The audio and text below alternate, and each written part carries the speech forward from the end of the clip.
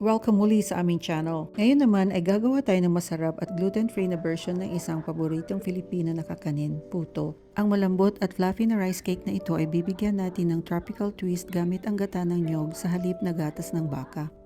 Tara, simulan na natin. Sa isang malaking mangkok, pagsamahin at i-whisk ng mabuti ang rice and glutinous flour, baking powder, asin at asukal.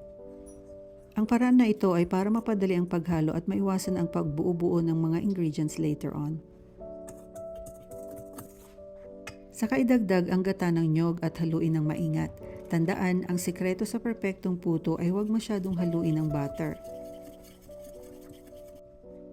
Pagkatapos, salay ng butter para sa mas smooth na texture.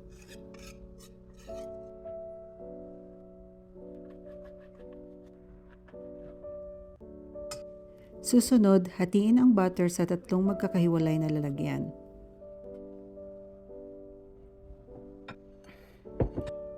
Sa unang lalagyan, ihalo ang pandan essence para sa magandang berdeng kulay. Para naman sa pangalawang lalagyan, idagdag ang ubi flavoring para sa matingkad na kulay lila. Iwanan ang pangatlong lalagyan na walang halo para sa klasikong puting puto.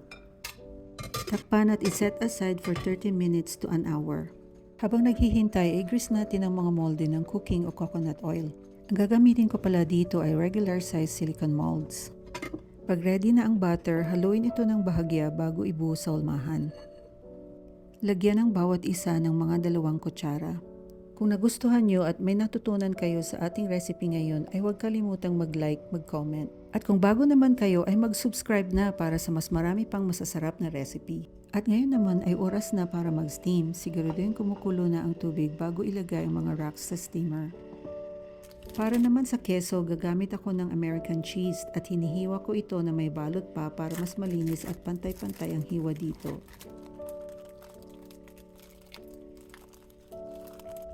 Pagkatapos ng 16 to 18 minutes ay i-check gamit ang toothpick. Isaksak sa may gitna. Kung malinis na lumabas ay luto na ito. At mabilis na maglagay ng keso sa ibabaw ng bawat puto. And there you have it.